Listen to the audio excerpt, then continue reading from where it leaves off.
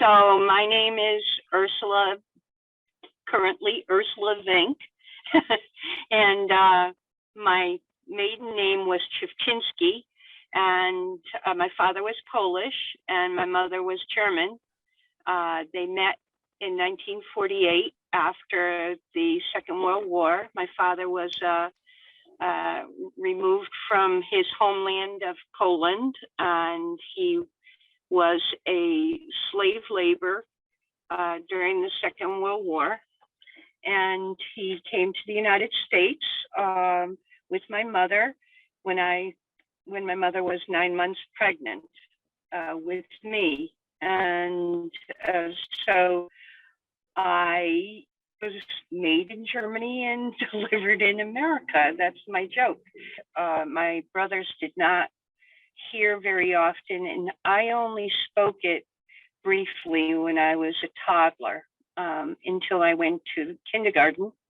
And then after kindergarten, my parents no longer spoke to me in Polish or in German. They wanted me to speak English and all of us to learn English the way it's supposed to be spoken in school. And actually, even until I was in high school, my father continued to ask me how to pronounce words. He was a perfectionist. He wanted to have the correct pronunciations, and he wanted to have like how you use a particular word in a structured sentence. Well, they were under the impression that they needed to speak English, and their child was going to school, and they didn't want to have the confusion that they were experiencing by trying to grasp what the right word or phrase was. So they wanted me to speak in my native language, which was English, and my brothers also, so. So how I identify myself is an American first, and I don't consider myself to be like German American or Polish American because those were not my native languages. I think if I were born in those countries, even though my parents were born there and they were obviously Polish and German, but I don't consider myself to be that. I consider myself to be an American who happens to have the cultural background of both Germany and Poland. So, but that doesn't make me a Polish American or a German American. Unlike many of the new immigrants coming in now, they consider themselves to be whatever their country of origin, let's say just Indian American or Bangladeshi American. And that's because of the amount of people that are coming in at any one group, at any one time. Now, when my parents came, the sentiment from the World War II was very anti-German. And so they didn't consider themselves to be German American at that time. The United States is one of these places where you become absorbed. The first generation Americans, like myself, have the most cultural connection to the country of origin of the parents. And then it's the second generation that sort of has less, every generation has less and less connection to the country of origin of my parents, let's put it that way. And that is very true for the United States in general. It doesn't matter where you are in the United States or what country of origin you live, that your parents came from. The assimilation to American culture is very strong here. And so by the second or third generation, you may have a few favorite dishes, or you might know a few words that were from the country of your parents or great grandparents or grandparents, but you don't necessarily have the language connection anymore because you've become an American. So it would have been more German. No, I don't think I would have not been able to have spoken English well. I think I would have learned German at a much earlier age and been able to absorb more of the language and become more fluent in both languages. Hello, my name is Anzu, English way of saying it. And in Chinese way of saying it, depending on Mandarin, okay, in Mandarin is Zhuan, in Cantonese is Zhuyan. Yeah, basically I'm born in China, Guangdong. And my parents immigrated to Suriname before I was even born, but they gave birth to me in China. And what else? I grew up in Suriname, basically. I don't even know how to begin. Like, okay, so I'm basically born in China. My parents were Guangdong, and they immigrated to Suriname when I was maybe I don't think I was even born yet. They immigrated to Suriname. They just gave birth to me in China because at that time Suriname's technology wasn't that advanced. And then I grew up in Suriname and I studied English. Well, not study English, but my parents just put me in an English school, and now I'm in Canada.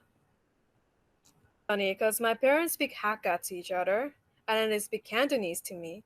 And I know Mandarin as well because I was interested in reading novels, and there's lot more option in Chinese. So I basically copy paste to Google Translate, and that's how I learned some Mandarin. Everyone here speak English. I feel more comfortable speaking English, so because it's funny. Even though I look Chinese, I have like an accent in Chinese in all my Chinese languages. So I will definitely prefer English over Chinese anytime. Well, it's a little complicated because of my skin color, right? In Suriname, I would just say I'm Chinese. So like people like it just kind of like yeah, I just say I'm Chinese. It's for make a simple way of living things, right? And just leave out the complicated part of explaining like what's going on in my life.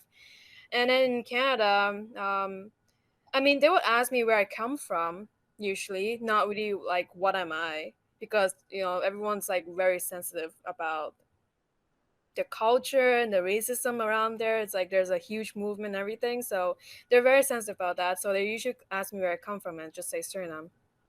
And then they're like, "Oh, where's that?" Because no one really knows. And then only like some few that ask me like what ethnicity I am, I would just say Chinese. Okay. Into China like 2-3 times my life. When I'm there, everything is foreign to me. Like I'm just like a tourist, basically.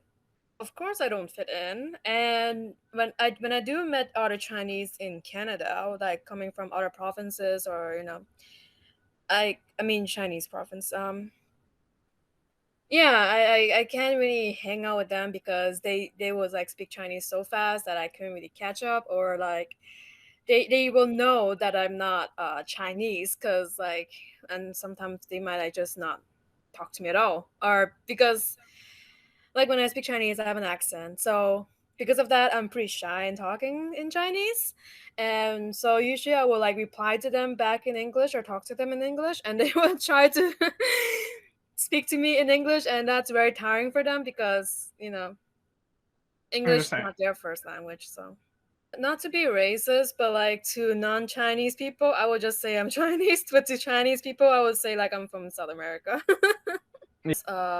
Well, I have a Chinese, well, not a Chinese, but like Taiwanese boyfriend. I asked him like, am I like a Chinese, like any other Chinese, and he's basically saying no. I dress different, I talk different, I act different. Like he usually describe how Chinese people are louder when they speak, more confidence. I don't. And plus I do have an accent, and basically when I speak in Mandarin it's almost broken. He's like he can tell that not my language. And I mean, he doesn't speak Cantonese, so he can't really elaborate on that. But when I did speak to someone that are actually from Hong Kong, he does say I have an accent in Cantonese as well. He's not sure where my accent came from. And I told him that, oh, my parents are Hakka. Their first language is Hakka. But since like Cantonese was pretty, a lot of people speak Cantonese in Suriname, so they basically spoke to me in Cantonese. So I could blame it other kids that are like, other Chinese kids. Okay.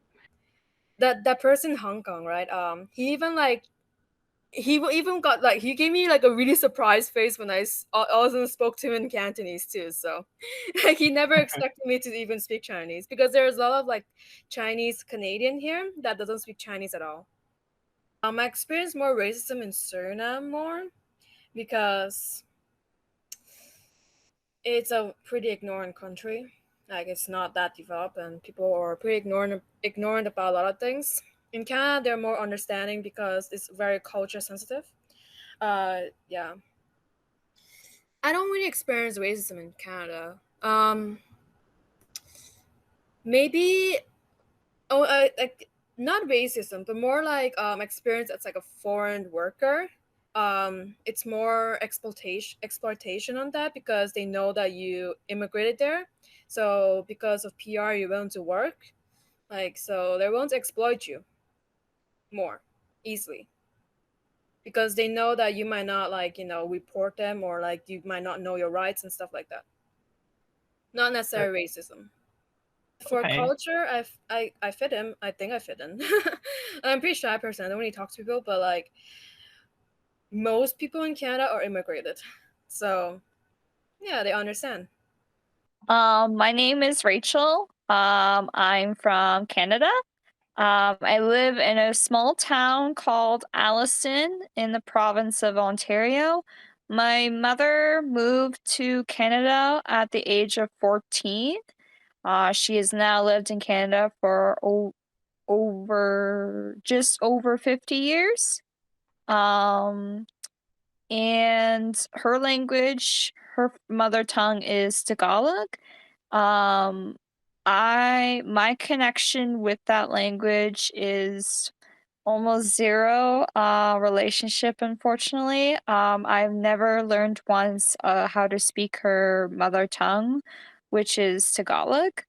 Yeah. So Right. actually, she had some language contact with Tagalog when she was young.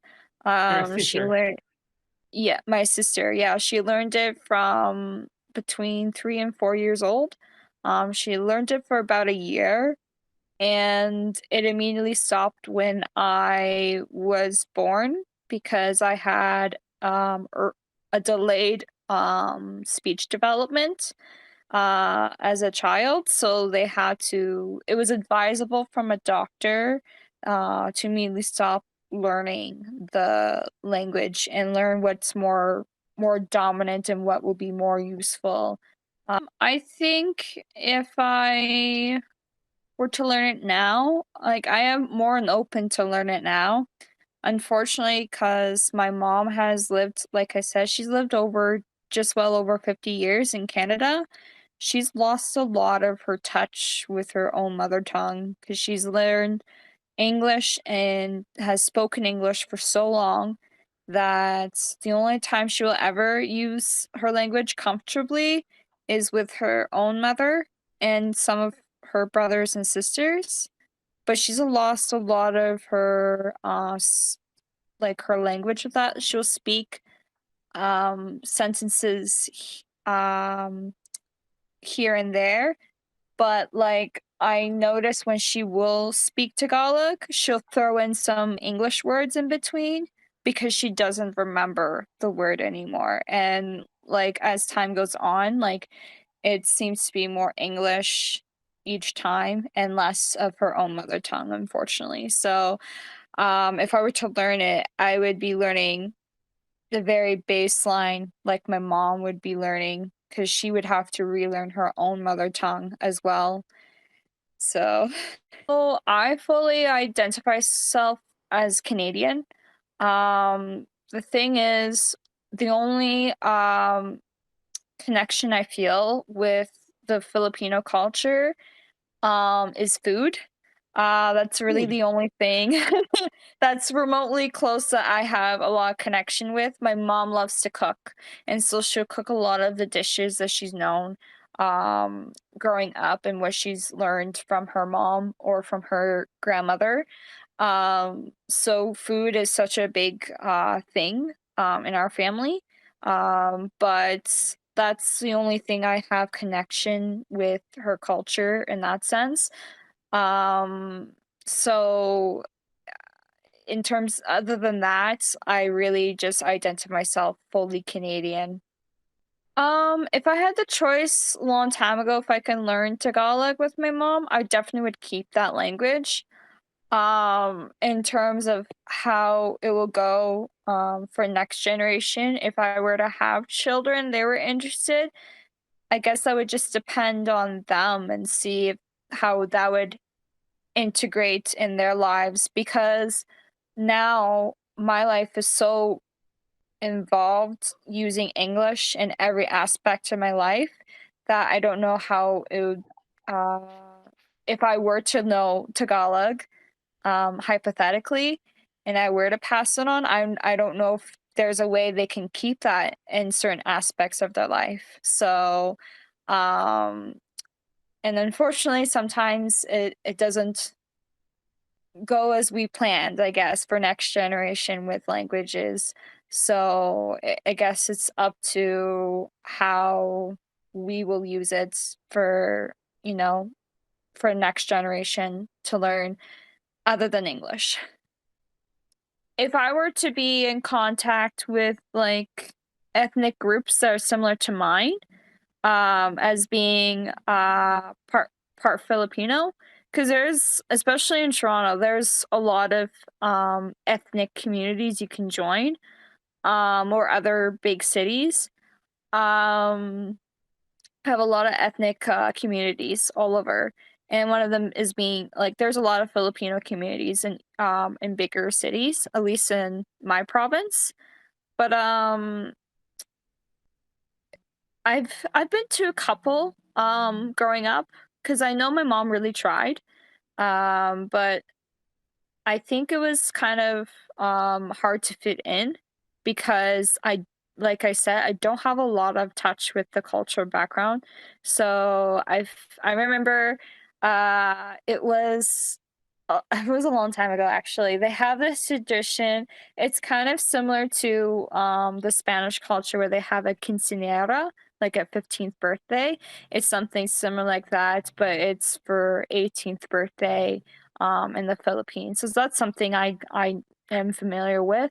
But I went to one of those in celebration with my own family, and so I do have connection with a bit of my cousins on my mom's side, but being part of that, because they know they live in the city, so they have a better connection with the Filipino culture than I do.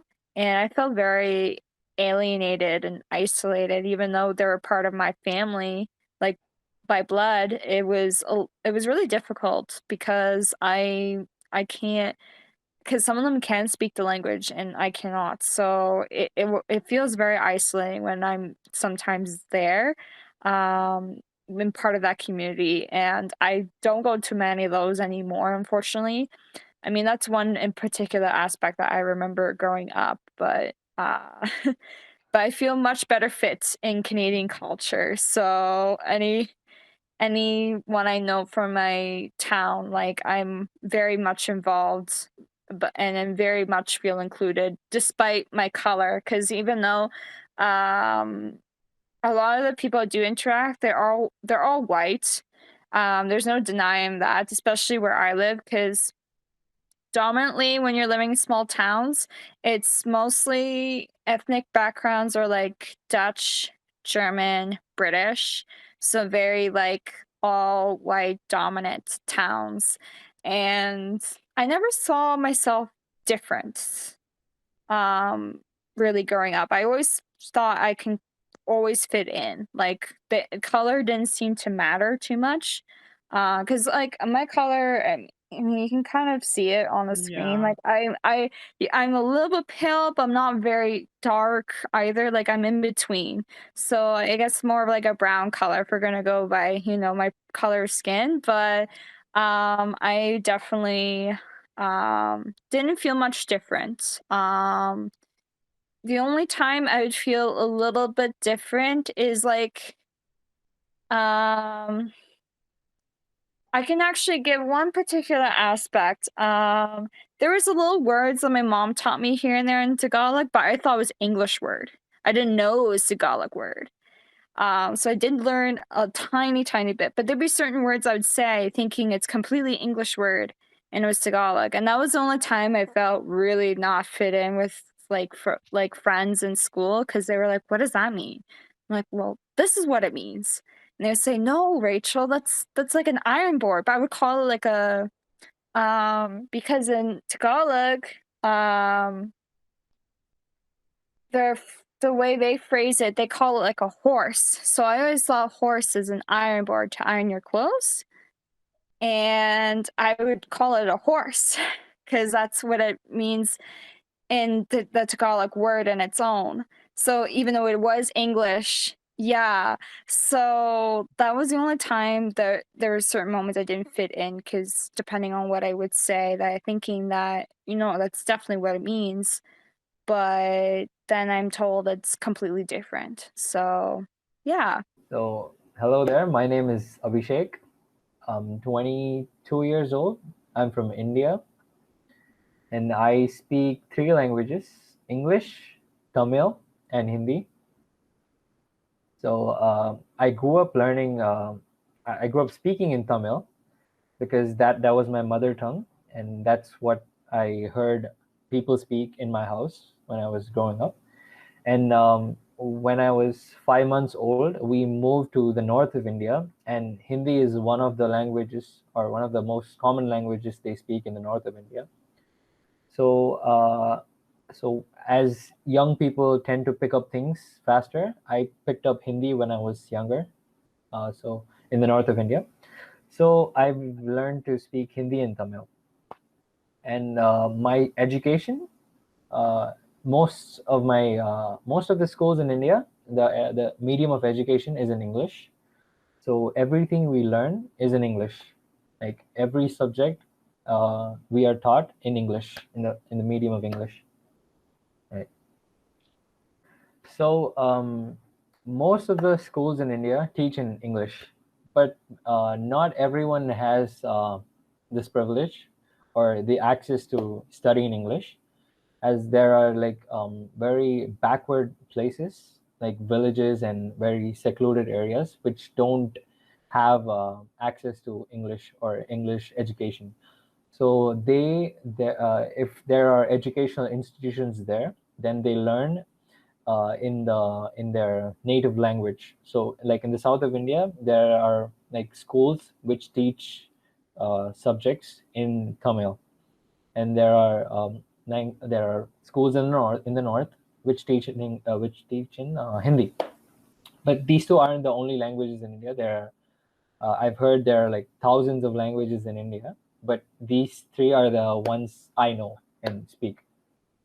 So in terms of education and job opportunities, I feel like the people who have learned or have had the privilege of learning in English have way more opportunities to work at or to experience than people who are learning in the native language, because I feel like they're secluded and they would not be given the opportunity to work uh, at professional places which have English as the medium of speaking.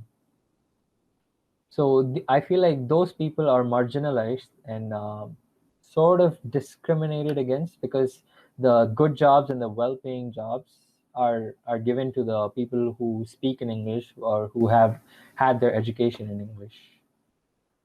Me personally, even though I learned English as my medium of, I learned in English, like everything I studied was taught to me in English. Even then, whatever I spoke at home was Tamil, and Hindi, of course, now and then, but mostly Tamil. And that's what I spoke with my friends, with my parents, with my grandparents, my relatives, everyone. So I feel like even then, my Tamil is stronger, like better.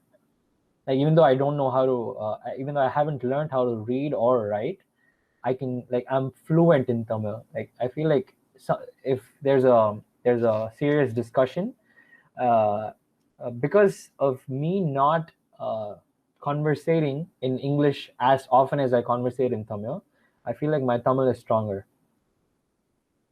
So like when I'm speaking with you now, I'm speaking in English. And if I go to work and if I have to speak to someone who is not very fluent in Tamil, then I speak to them in English. Otherwise, like when I'm speaking with my friends, we just speak in Tamil. So that's the reason for me being more fluent in Tamil. But I do struggle a bit, like when I have to travel and I have to catch the bus, and some buses have the destination written in Tamil, and I struggle because I don't know Tamil. I don't know to read Tamil, so I have to ask someone if this bus goes to that location, so I could get on that bus, or so I could decide if I have to get on that bus or I have to wait for a different bus. So Yeah. things like that I struggle with. Or if I go to like say a restaurant which has the menu in Tamil, I don't know how to read in Tamil, so I have to ask them. So things like that, like I feel held back in that regard. But like speaking wise, like verbally, I don't feel like I have any setbacks as such. So currently I only know to speak in Tamil and Hindi, and I don't know how to read or write. And this restricts me, as I said earlier, in a lot of ways, like not being able to read the newspaper, which if it comes in Tamil, uh, or write like essays or paragraphs in Tamil or Hindi. Even though we have alternatives, which is like the most common thing, which is in English.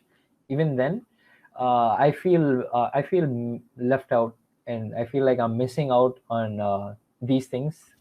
And like I feel like if I had learned how to read or write in Tamil, uh, how would things be different?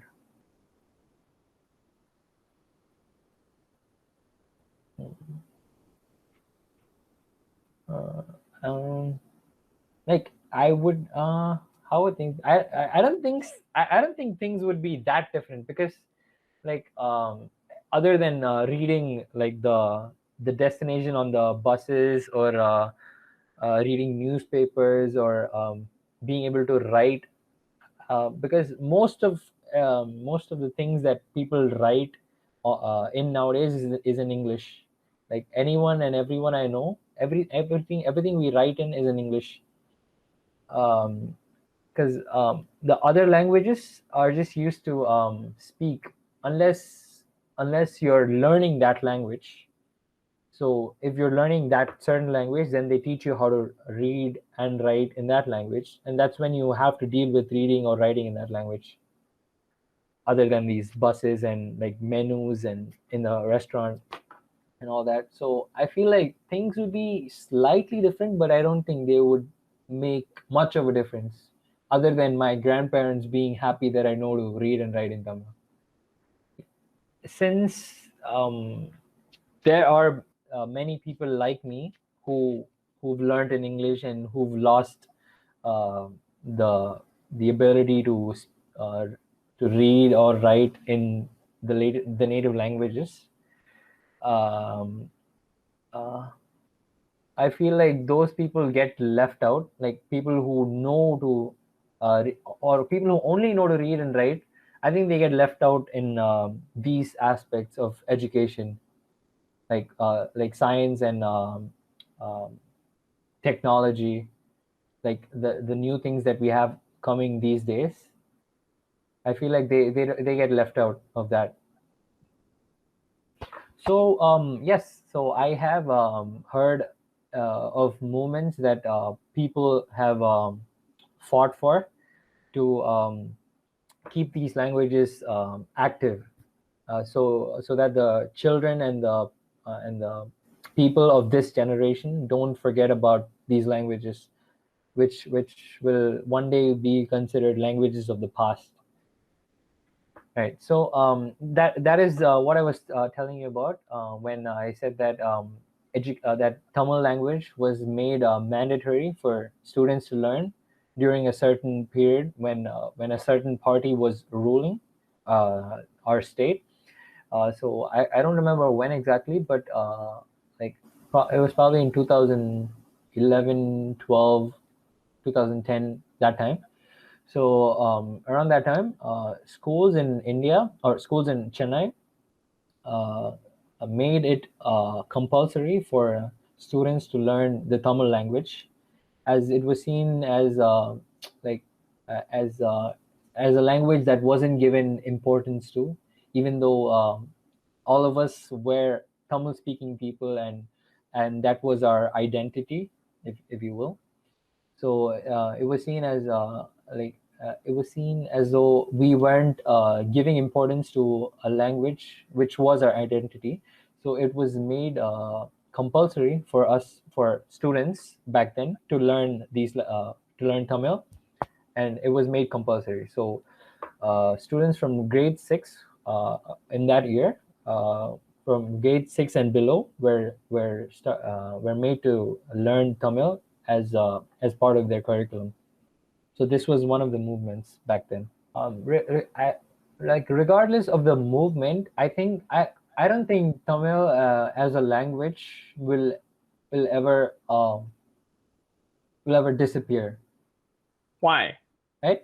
Because I've heard, I don't know if this is true, but I've heard that Tamil is one of the oldest languages, and there are so many people all over the world who are Indians who've gone from India to different countries, who still speak in Tamil in their houses, or to to their friends who are also from the south of India. And um It's true. yeah, and even though there are people like me who only know to speak verbally in Tamil, most people make it a point to teach their kids to read and write in Tamil. Like, even though my mom grew up in various parts of the north of India when she was growing up, because her dad was in the military, even then she was taught by her mom to read and write in Tamil. So my mom can speak and read and write in Tamil. It wasn't something that she taught me or my grandmother taught me, but it was something that she learned. So that question, it depends on who I'm going to get married to. So if I'm going to get married to someone within India who is also uh, a Tamil speaker, or who speaks Tamil, then I would make it a point to make my kids learn to read and write and speak in Tamil, because that is something they need to get around here, which will be important for them. So yes, but if I were to get married to someone from a different country, say I don't know, like the US or Brazil even, then No. yeah. So then I wouldn't because one of us speaks in Tamil and the other person would have something else as their mother tongue. So I can't single-handedly decide that my kids will learn Tamil, right? So then I would primarily like them to know English, but I would also like if they knew my language and the language of whoever I'm getting married to, like both. So when I first came to Suriname and I started speaking in English, I don't necessarily I wouldn't necessarily say that I have an accent, but when I speak to people, they would probably recognize that I have an accent, and like some people would tell me that you have an Indian accent, and like it would sometimes make me feel self-conscious when I speak. Like I would like I would feel like awkward or embarrassed even when I speak in English, thinking like what would they think, or like how they perceive whatever I say. Would they make fun of me? Stuff like that, right? Yeah. Because I'm from a different country who speaks a different native language, which would affect the way I speak English in. Right? So yeah, but I don't think I was ever discriminated against when I was in Suriname because of me being from a different country. Other than the funny remarks they made, the, like Indian remarks they made. Other than Mhm. that, I don't think I was discriminated because of the language I speak or because of the accent I had. I'm not exactly sure how many religions there are in India, but there are quite a few. But I personally, I'm Christian. Both my parents were Christian. Both my grandparents on either sides were Christian. So growing up, my dad was a pastor, so I grew up in church basically. So I've been a Christian all my life, and there are a lot of Christians in India. Uh, like even though the majority of the people here are Hindus, and there are Muslims here as well.